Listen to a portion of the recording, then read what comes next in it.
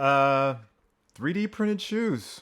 Who would have thought that'd be a thing? Anyway, let's jump into this week's sneaker releases where we have as many as 55 sneakers could be dropping. I know the holiday season is about to kick off, but the brands might be doing a little too much. Just saying. I'm Jacques Slade. Welcome to another supersized edition of the Heat Check. Okay, let's start things off with a handful of sneakers that are supposed to drop in November, but every site is just listing them as November 1st without any confirmation, so file these under maybe for now. We have the Nike KD 16 Miss Wanda, those are $160. The Adidas Dawn Issue 5 Solar Red, those are $120. The Nike Terminator High HBCU Tennessee State University, those are $120. All right, now, here are some sneakers with more definite release dates. The Nike Air Max Pulse Rome Stone, that's on the 31st for $170. The Kids Nike Dunk Low Halloween, those are on the 31st for $105. The Nike Vapor Max Mach Rome Light Stone, those are on the 31st for $220. Then the pick of the week is the Daniel Arsham Adidas Future Runner 4D. These are on the 31st as well, and they're $450. Look, any sneaker on the Heat Check that is priced above $300 is going to raise some eyebrows. So let's talk about this one. This is actually a retro of the original Future Runner 4D, and it appears to be in the same color scheme of minty green. Daniel Arsham is a New York-based artist who worked with Adidas on the Runner 4D all the way back in 2018. The price tag in 2018, you guessed it, $450. So, if you want to look at the bright side, at least this retro wasn't affected by inflation. We've seen Adidas use the 3D printed midsole on plenty of sneakers since then, so the novelty has kind of worn off, so I'm going to be interested to see if these will pop off like the 2018 pair, which currently resells for around $1,000 to $1,500. Then we have the Leader Quality Avia LDR 855 for the creative game. This is going to be on the 1st for $130. Now, Adidas thought it would be a great idea to drop all sorts of sneakers on November 1st. And we've got them all right here. So again, let's go. The Adidas Dame 8 X Ply. This is in the Pulse Mint colorway. This is going to be on November 1st for $130. The Adidas Dame Certified 2.0 in Core Black. These are going to be on the 1st for $90. The Adidas Harden Volume 7 in Orbit Gray, Chalk White. These are going to be on the 1st for $160. The Women's Adidas Gazelle Wonder White, and this is on the 1st for $100. The Women's Adidas Gazelle Shadow Brown. Those are also going to be $100. The Adidas Gazelle Mesa, those are going to be $100 as well. The Adidas Gazelle Dark Blue and Crew Yellow, those are $100. The Adidas Rivalry 86 Low, those are in Core Black and Green. Those are going to cost you $120. Then we have the Adidas Ultra Boost Code.RDY. This is a 2.0. Those are going to be in Cloud White. Those are $200. The Women's Adidas Ultra Boost 1.0 Silver Dawn, those are going to be on the 1st for $190. And then the Women's Adidas Ultra Boost 1.0 in Arctic Night, those are going to cost you $100. Oh, and Puma has also decided they're also going to Operation Double Drop a whole bunch of kicks on the 1st as well. Man, is there like an investor call happening next week in Adidas and Puma, which is a prevailing theory as to why there are certain weeks a lot of kicks drop all at once?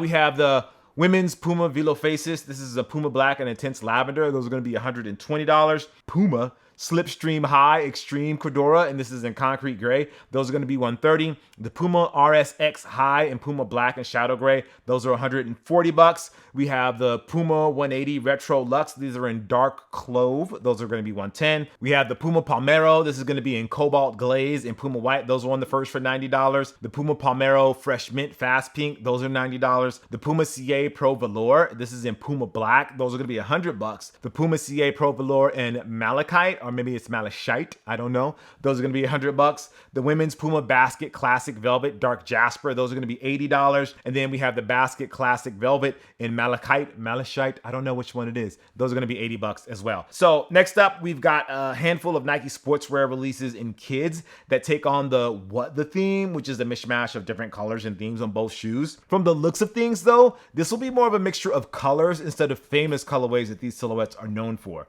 So we have the Nike Air Force One What the, this is $95 on the 1st. We have the Dunk Low What the, same day, same price. Then we have the Nike Air More Up Tempo What the, same day, but this one's going to be $140. Okay, now that we're out of the November 1st drops, let's go on with the rest of the week. Let's start with some women's Air Force Ones made for the outdoors with some new colorways. We have the women's Nike Air Force One Wild Phantom. This is going to be on the 2nd for $140. We have that in a rugged orange as well, and those are going to be $140. And then we have them in Wild Fur for, again, same day, November 2nd, $140. Then we have the Nike Air Max 1 in University Gold, aka Pittsburgh Steelers colorways for someone that's interested in that. Those are going to be on the 2nd. We have the women's Nike Nike Air Force One Low in white and rugged orange. Those are gonna be $115. We have, this one's very cool, the PG Lang and Converse Chuck 70. Those are gonna be on the second. Not sure about the price on those yet. We have the women's Air Jordan 2 Mauve and Off Noir. Those are gonna be on the second for $175. The Jordan Zion 2 Fresh Paint, $140, and those are going to be on the second. Then we have Rihanna's return to Puma, and it's got a lot of people paying attention to the brand right now. And next up on the Fenty releases are a duo of Avanti silhouettes, and what I would say are solid colorways. We have the Avanti Club in Club Navy. Those are going to be on the second for $160. And then we have that same shoe in the dark Myrtle. Those are going to be on the second for $160. And then for our pick of the week is the Nicole McLaughlin and Hoka Mafetti. I think it's Mafetti or Mafate.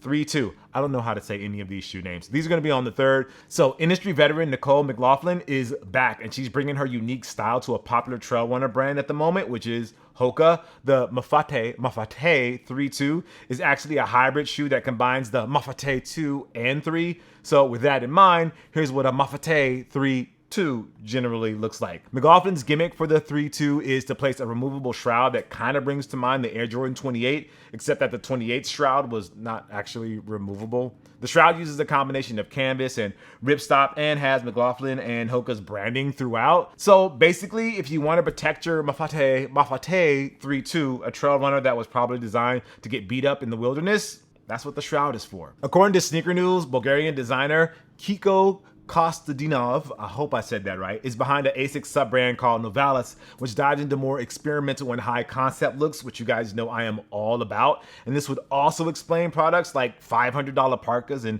$200 cargo pants. Yeah, that's a bit much. But if you're looking for something a little more affordable, ASICS Novalis is dropping what's being called the Gel Terramoa, which looks like a late 90s, early 2000s style runner, from the tooling to the use of the leather on the upper. So the Kiko Kostadinov ASICS Novalis Gel Terramoa is an obsidian black. Those are going to drop on the third for $250. We also have it in medallion yellow, or medallion. That's wrong. It's a medallion yellow. Those are on the third for $250. And then we have them in Java and pewter purple on the third for $250 as well. And then we have our another pick of the week, which is the Reebok Shaq Attack MVP. This is on the third for $180. Time to drop a few weeks after Reebok announced that Shaquille O'Neal would be taking on the role of president of Reebok basketball. This Shaq Attack is an outlier in a sea of multiples of Shaq Attack retros through the years in a number of different colorways. What do I mean by that? Well, the Reebok Shaq Attack is no doubt an iconic shoe, but it also feels like it was designed with one colorway in mind, the debut Azure Blue. Every colorway that has dropped since then has, I would say, fallen short of that standard. This black and white colorway with hits of Laker purple and gold dispersed sparingly might actually be the first good Shaq Attack retro that isn't an OG colorway. I know that sounds a little harsh, but is it though? Next up, we have the Nike Dunk Low in Winter Blues on the third for $115. We have the Dusty Olive version of the Dunk Low for $120. We have the Nike Air Huarache Runner in Night Maroon. These are on the third for $140. The Nike Air Huarache Runner in Wheat and Gold for $140, same day. The Nike SB Dunk Low Wheat, this is going to be on the third for $115. Then we have the Nike LeBron 21 in black and particle gray. Those are going to be on the third for $200. And these have a weird looking upper. I don't know if you guys have seen these before, but that upper is weird. I wonder how the sneaker community is going to respond to that. We also have the Up There and ASICS Gel Light 3 Kookaburra. Those are going to be on the fourth. Then the final pick of the week is the Air Jordan 1 Royal Reimagined, and these are going to be on the fourth for $180. So, checking out the responses online, there seems to be two camps when it comes to the latest Reimagined Air Jordan Retro. You've got one side that I would say is disappointed with the suede upper and would have preferred a lost and found treatment that had cracked leather, yellow midsoles, and maybe special packaging. They're not buying this retro because they don't want a pair of Royal Ones that bad. And then you have the other side that is also disappointed with the suede upper and would have preferred a lost and found treatment that had cracked leather, yellow midsoles, and maybe special packaging. But they're buying this retro anyways because they want a pair of Royal Ones that bad. Get it? You understand the difference? I do. Anyway, all right, that's going to do it for this week. Tons of releases. Don't forget to check out our weekly show, Hard Pass, on this YouTube channel. We've also got some cool features on the socials. That's at Cousteau on Instagram and TikTok. Doing some sneaker closet tours that I think you guys would really love. I'm on that thing that used to be Twitter, so I guess you can still follow me there until they ask me to pay for it, which at that point, I don't know if I'm going to give up or not. All right, I'll see you guys next week. Peace.